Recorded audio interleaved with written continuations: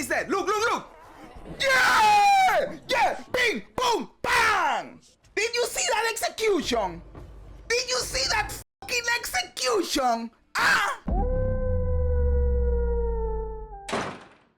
So check this out. I want to show you my build. I will probably do an actual guide later where I will explain to you every single thing. But I want to do like a preview of my build, right? I am going for a full bleeding build. So I apply bleeding with Rake. Then when the bleeding stacks, I execute the mob or the boss with Blood Hunt, because Blood Hunt deals damage depending on the blood loss the mob or the boss has had. So you can execute a mob that is 60% life, 50% life. You execute it because you have drained a lot of life from them. This is a very mobile build because you go in with Rake and you go out with Disengage. I am using Disengage a lot. With Disengage, I build a lot of Rage too. I build Rage in several ways, also with Wind Dancer. And you are always with a lot of Rage, and Rage gives you attack damage, and attack damage gives you bigger bleeds.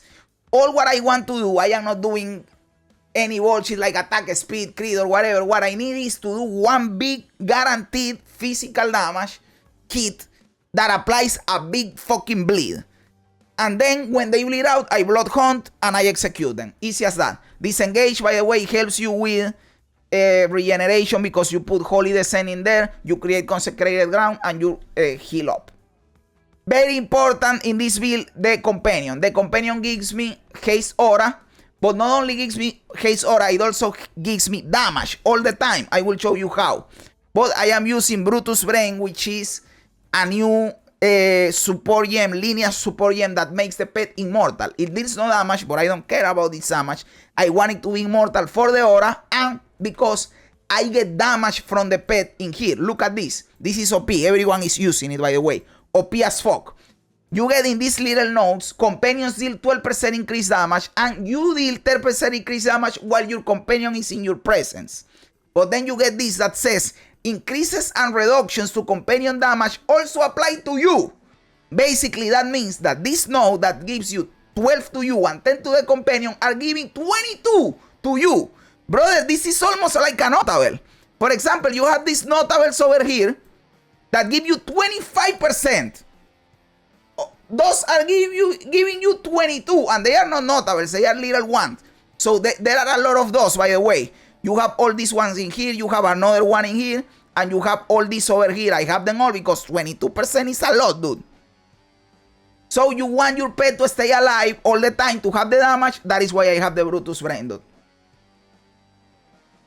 And we, of course, have the Wind Dancer for evasion, and we have the Herald of Blood for clearing in AoE, right? What do I have in the Herald of Blood? I am breaking armor with the Herald of Blood. Why? Because it helps me with armor explosion, more clearing, and also because if the character has broken armor, the hit that I apply to them is bigger. And if the hit is bigger, the bleed is bigger, right? So I am breaking armor with Herald of Blood. Those are my abilities, basically. I have Blood Boil from the Ascendancy, obviously, from doing a Ritualist. I am a Ritualist. We are getting the third ring. We are augmenting everything from rings and amulets with Mystic Attunement. I am getting Blood Boil to deal corrupted blood in an area.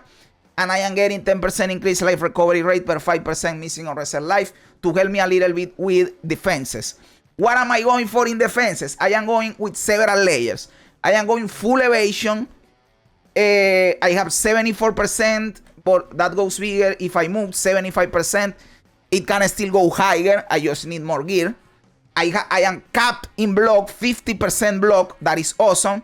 And remember that these two now are mitigating area damage too. Not only hits, but also area damage. So these two are really fucking cool. And the other thing that I am using a lot is deflection. Look, 83% chance to deflect damage. That is a lot, brother. A lot. And then 44% of that damage is mitigated when you deflect, right? There is still another layer of defenses that I still don't have because I need more gear, but it will be there, and I am recommending it to you if you are going to do something like this. And it is recouping life. Why is recouping life good in here? Because you have a Ritualist, and the Ritualist, you get more life recovery, and this applies to recoup because it is not life regen, it is life recovery. The least life you have. Let's say that you don't block, you don't evade, but you deflect or not deflect, and you take a big hit and you are 20% life. Well, then now you are going to recoup that life fast as fuck because you have this. But at the same time, you need a lot of recoup. I don't have that much. I only have 3-3, that is 6%, and I have the anointment for an extra 10% only for physical. That is too low. I want to put recoup in all my gear. There is a new desecrated mod. This can only be achieved with desecrated mods. That is recoup 20% of the life hit of the hit that you get. So I can get over 50%. And if I am half life, this mod makes it 100%. So that will be another layer of defense. So I am stacking recouping fast as fuck, deflection, evasion, and block chance for my defenses. So what do we get then in the 3? Well, you are getting attack damage because you want your hit to get big. You are getting evasion, you are getting deflection, you are getting increased physical damage, you are getting bleeding magnitude. Well, I don't have bleeding magnitude because it is far away. Some people want to take this. Bleeding you inflict is aggravated, but base bleeding duration is 1 second. I don't like it because the bleeding, I want to get a big bleed in duration so I can blood hunt. So I don't like that. So how did I solve it? By using the Beetle Boots that aggravate bleeding on enemies when they enter your presence. You don't have to do anything. Everyone that you bleed is automatically aggravated. Bleeding is aggravated all the time. Then I am using an ingenuity from obvious reasons. You boost the resistances and the damage in your rings on level that in this case gives me more damage. I am using Venopuncture to increase the magnitude of my bleedings.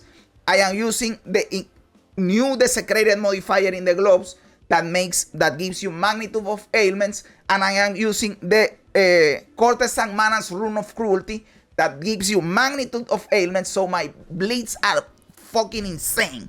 Then I have a spear that focuses on physical damage and level of attack skills and companion damage, and that is it, brother. That is the build. Like a block chance in the buckler and getting as much evasion and deflection as I can. And remember, if you can put the desecrated mod that gives you recouping life, that is good. That is the preview of my build so far. I have cleared a lot of the content. I already I killed the Arbiter of Ash, not the Uber version, the normal version. I am 6 out of 8. I have killed twice the King in the Mist, twice the Bridge Lord, once the dude from the Old Rock, the dude from Expedition. I cleared all my Atlas 3, 40, so the build is coming along cool, and it is still, I can still keep improving this. There is still a lot of room to grow. There is not much investment in divines in here. Trust me, this is not a high budget build. This is a poor man's build.